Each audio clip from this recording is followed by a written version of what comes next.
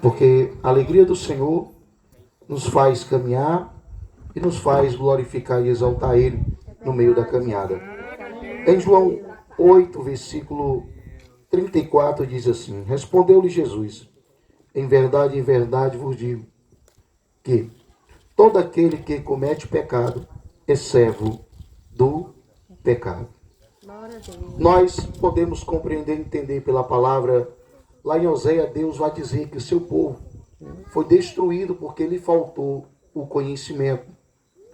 E a falta de conhecimento tem levado muitos a andar na contramão da palavra de Deus. E Jesus, ele é bem claro, é bem objetivo quando ele diz em João 8,32: e conhecereis a verdade, e a verdade vos libertarás. Quando nós nos disponibilizamos a verdadeiramente a compreender e entender a vontade de Deus para nossas vidas, algo diferente acontece. E nós sabemos que o pecado afasta o homem de Deus, e o pecado leva o homem a viver uma vida dissoluta e uma vida na contramão da vontade do Senhor. E ele diz que o pecado, meus amados irmãos, é a ruína para toda a humanidade. Aleluia. E aquele que comete pecado, ele é servo, escravo do pecado. Mas a Bíblia vai nos dizer que o Senhor Jesus foi enviado para libertar os cativos, para dar vista aos cegos, para libertar os oprimidos das suas opressões. Que o nosso Jesus, ele foi enviado para quê? Para que nós podemos, meus amados irmãos, ter o direito de escolha, se queremos ou não, andar nos caminhos do Senhor para a glória dele. E eu quero dizer para cada um que estão nos ouvindo neste momento, o pecado, meus amados irmãos, quer dizer errar o caminho. Como diz em João 14, versículo 6. E disse-lhe Jesus: eu sou o caminho, e a verdade, e a vida. E ninguém vem ao Pai senão por mim, assim disse Jesus. E o pecado nos faz errar esse caminho, o pecado nos faz andar na contramão da vontade de Deus.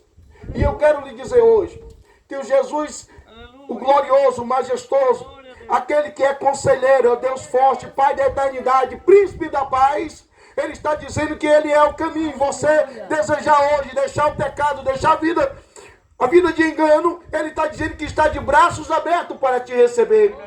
Enquanto há tempo, meus amados irmãos, porque o dia de amanhã nós não sabemos e nem conhecemos.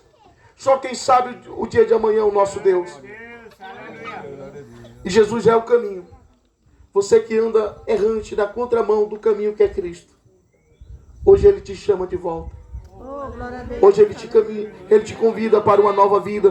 Como diz lá em Mateus 11, 28, vinde a mim todos que estáis cansados e oprimidos ou sobrecarregados, que eu vos aliviarei. E tomai sobre vós o meu jugo e aprendei de mim, que sou manso e humilde de coração, e encontrarei descanso para as vossas almas, para a glória de Deus. E esse Jesus é tão maravilhoso que ele nos dá a oportunidade de voltarmos para o caminho e termos um encontro com ele para a glória de Deus. Como diz em João capítulo 3, versículo 16 em diante, que diz para mim e para você: porque Deus amou o mundo de tal maneira que deu o seu Filho unigênito, para que todo aquele que nele crê não pereça, mas tenha a vida eterna. Porque Deus enviou o seu Filho ao mundo, não para que condenasse o mundo, mas para que o mundo fosse salvo por ele. Quem crê nele não é condenado, mas quem não crê já está condenado, porquanto não crê no nome do unigênito Filho de Deus. E a condenação é esta, que a luz veio ao mundo, e os homens amaram mais as trevas do que a luz, porque as suas obras eram más. Porque todo aquele que faz o mal odeia a luz, e não vem para a luz, para que as suas obras não sejam reprovadas. Mas quem pratica a vontade de Deus, vem para a luz, a fim de que as suas obras sejam feitas manifestadas em Deus. para que o nome do Senhor seja glorificado para a glória de Deus. Então é uma escolha, meus amados irmãos. Se nós desejarmos deixarmos o pecado e andarmos agora de acordo com a vontade de Deus, Ele nos recebe, Ele nos perdoa, como diz lá na primeira carta de João. Louvado seja o nome do nosso Senhor Jesus. Primeira carta de João, capítulo 1. O Senhor Jesus, meus amados irmãos, Ele deixa essa mensagem para nós. No versículo 8 diz assim: se dissermos que não temos pecado, enganamo-nos a nós mesmos, e não há verdade em nós. Se confessarmos os nossos pecados, Ele é fiel e justo para nos perdoar os pecados e nos purificar de toda a injustiça para a glória dEle. Se confessarmos os nossos pecados e nos arrependemos e irmos até Cristo, pedimos perdão, Ele perdoa os nossos pecados e nos purifica para a glória de Deus de toda a injustiça. Louvado seja o nome do nosso Senhor Jesus. Ele não mudou. Ele é o mesmo ontem, hoje e eternamente para todos sempre. Enquanto, meus amados irmãos, a porta da graça estiver aberta, Ele te convida para um novo nascimento. Enquanto a porta da graça estiver aberta, Ele diz: vinde até Ele, porque Ele tem coisas boas para a sua vida. Se confessarmos os nossos pecados e nos arrependermos. Para me concluir, como diz em Mateus 10, 32 e 33.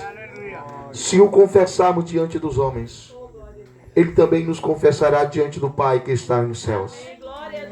Mas se nós o negarmos diante dos homens, Ele também nos negará diante do Pai que estais nos céus. Mateus 4, 17 vai dizer assim: e começou Jesus a pregar e a dizer: arrependei-vos, porque é chegado o reino dos céus. A escolha é sua. Faça hoje a melhor escolha. Escolha estar nos pés de Jesus, como aquela mulher pecadora escolheu estar nos pés de Jesus e Jesus perdoou os seus pecados. Assim como Zaqueu também escolheu ir ter um encontro com Jesus, Jesus também mudou a sua história, porque Jesus disse: hoje veio salvação a esta casa. E todos aqueles, quanto o receberam, Ele deu o poder de serem feitos e chamados filhos de Deus. Que eu agradeço a minha oportunidade em nome de Jesus. Amém.